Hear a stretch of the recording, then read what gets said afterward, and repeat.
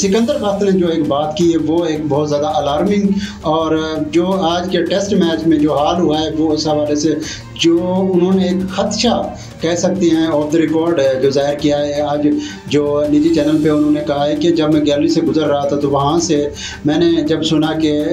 रिजवान ने 50 run score कर लिया है तो मैंने उसी टाइम उनको कहा कि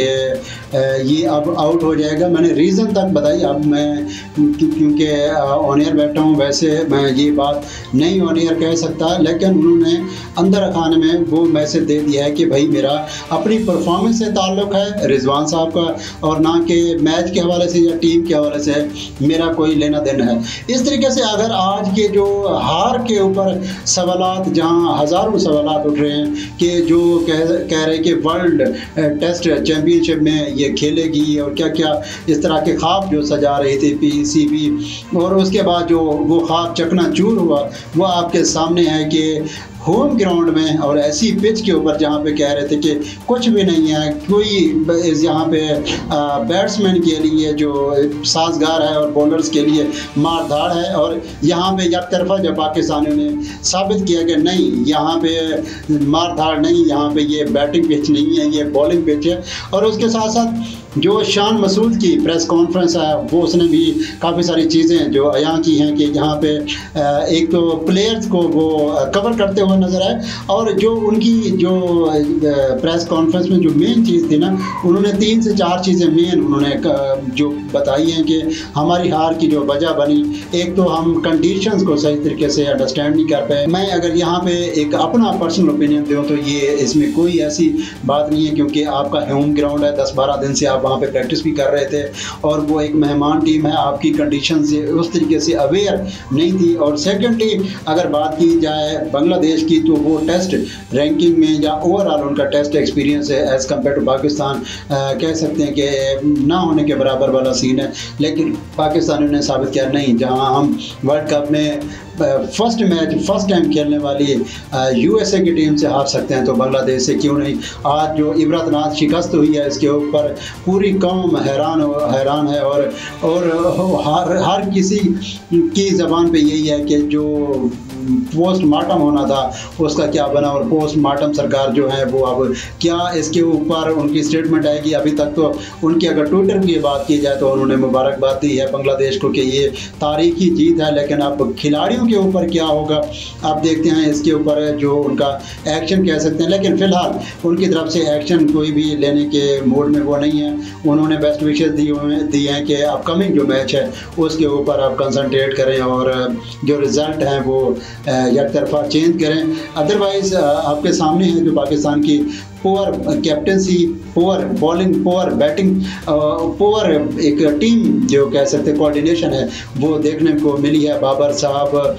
किंग बाबर जो कहलाते हैं, वो दोनों इनिंग में 22 रन बना सके हैं और 50 प्लस उन्होंने बॉलिंग खेली हैं। उसके बाद जो किंग बाबर और कहाँ इनके साथ रिलेट किया जाता है उन top class world class player को, आज जब उनका वैसे ओवरऑल ये 2 इनिंग्स में देखा जाए बाबर आजम की तो वो 3 से 4 उनके जो चांसेस के ऊपर 3-4 बारियों के ऊपर ही वो ये रन बनाने में कामयाब हुए। और उसके साथ जब मेंटल स्ट्रेंथ के हवाले से बात की जाए तो सऊद शकील जिस तरीके से वो शॉट खेलते हुए नजर आए, क्रीज से निकल के वो खेलना चाह रहे थे और खेलना भी शकीब अल हसन को चौथी बॉल पे चाह रहे थे और स्टंप आउट हो गए। उसके साथ अगर अब्दुल्ला शफीक की बात किया जाए, क्या उनका कॉन्फिडेंस था, देखने वाला था, निकल के खेल रहे थे और अगेंस्ट द टर्न और उस बॉल को हिट करना चाह रहे थे, कहाँ उनसे जानी थी, दायरे के अंदर पॉइंट पे वो कैच आउट हो गए। उसके साथ साथ अगर आगा सलमान मीडिया के ऊपर जो हमारे सपोर्ट्स के दोस्त हैं वो कवर करते हुए नज़र आते हैं कि ये अपकमिंग जो स्टार है और उसकी हालत ये थी आज कि जिस तरीके से वो स्लिप पे कैच देते हुए चले गए, ऐसे इजी कैच देते हुए चले गए जैसे वो आई ये कैच पकड़ाने थे, क्योंकि उनका जो फुटवर्क था वो आपको देख के नज़र आ जाना चाहिए था कि ये खेलने नहीं आया, ये बस जाने की तैयारी में आया है। इसके साथ साथ अगर टेल एंडर की बात की जाए तो उसमें शाहीन शाह अफरीदी को देखें, जिस तरीके से उन्होंने बॉल को रोकना, ऐसे लग रहा था जैसे मौत पड़ गई है। ओके कि ये किस तरह की बॉल आ गई, इतना अनप्रेडिक्टेबल बाउंस, और जिस तरीके से ये बॉल बैठी है इतना लो बाउंस हुई है तो वो उसको कैसे खेलेंगे। उसके बाद जो नसीम शाह की क्या कमाल, अफगानिस्तान का मैच उनके लगता है दिमाग से अभी तक नहीं निकल रहा, और उन्होंने जो हिट लगाना चाह रहे थे जैसे पावरफुल हिट पूरा ज़ोर से उन्होंने किया तो ऐसे लगा जैसे ये ग्राउंड से कहीं ज़्यादा बाहर जाएगी बॉल, लेकिन वही हुआ जिसका डर था और दायरे के अंदर उन्होंने कैद दे के चलते बने। ये जो तारीखी शिकस्त हुई है बांग्लादेश के हाथों पाकिस्तान को, ये हज़ारों सवालात उठा दिए हैं पाकिस्तान क्रिकेट बोर्ड के ऊपर, सिलेक्शन की कमेटी के ऊपर। अज़हर महमूद जो अभी काबिल तनकीद बने हुए हैं, वो तनकीद उनके ऊपर बनती भी है क्योंकि वो हेड कोच के तौर पे, चीफ सेलेक्टर के तौर पे, वैसे ओवरऑल देखा जाए तो हर तरह के मामलात में वो इन्वॉल्व नज़र आते हैं। आज आपके सामने है जो रिज़ल्ट आए हैं। कल के ब्लॉग में भी मैंने एक चीज़ यहाँ पे मेंशन की थी कि जिस तरीके से पाकिस्तान की जो कैप्टनसी चल रही है वो पुअर कैप्टनसी है, क्योंकि डिसीजन से इसकी तरफ से कोई कैप्टन डिसीजन नहीं नज़र आ रहे। सबसे पहले मैं आपको बताता चलूँ कि आगा सलमान से उन्होंने स्पिन में 41 ओवर कराए और कोई विकेट नहीं हुई, लेकिन देखिए 41 ओवर एक बहुत बड़े एक टेस्ट मैच में ओवर्स होते हैं, और उसके बाद रिज़ल्ट उसका आया 0। उसके साथ साथ शाहीन शाह अफरीदी को देख लें, नसीम शाह को भी देख लें, पाकिस्तान के जितने भी पेस, 4 पेस अपने अटैक के साथ मैदान में उतरे थे, इस वजह से कि बाकौल शान मसूद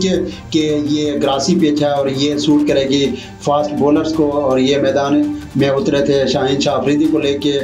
नसीम शाह को लेके, उसके साथ साथ वो मोहम्मद अली जो PSL में टॉप परफॉर्मर थे, टॉप बॉलर थे, और उसके साथ साथ जो 4th वन थे वो खुरम शहजाद थे, और चारों बॉलर पेस में नाकाम नज़र आए, स्विंग में नाकाम नज़र आए, लाइन और लेंथ में नाकाम नज़र आए। और जहां अगर बांग्लादेश की बात की जाए, यंगस्टर बॉलर हैं नोहिद 150 round about kilometre per hour की स्पीड से बॉल करते हुए नजर है, जिसकी वजह से उन्होंने पाकिस्तानी बैटर्स को काफ़ी आड़े हाथों लेते रहे। और उसके साथ साथ शकीबुल हसन, मेहदी हसन, और सबसे जो कैप्टन हैं उन्होंने जो अपनी यादगार एक जीत अपने नाम की है। एक तो उनकी आज बर्थडे थी और उन्होंने बर्थडे का जो गिफ्ट दिया है अपनी मुल्क को, अपने नेशन को, बांग्लादेश को, और वो एक काबिल रश्क है। जी तो नाज़रीन, ये तो था आज का ब्लॉग जो पाकिस्तान की शिकस्त बांग्लादेश के हाथों हुई है। अपना ओपिनियन ज़रूर बताइएगा कि पाकिस्तान की हार के पीछे कौन से बड़े बड़े हाथ और कौन कौन से हाथ हैं जिस वजह से पाकिस्तान की जो पुअर रिजल्ट्स आ रही हैं। खासकर कैप्टनसी को देख लें, टीम परफॉर्मेंस को देख लें, टीम की कारकर्दगी को देख लें, टीम एक दूसरे के साथ कितना जेल होकर खेलती है उसके ऊपर देख लें, तो काफ़ी सारे जो सवाल उठ रहे हैं। तो आप इसके बारे में क्या कहते हैं?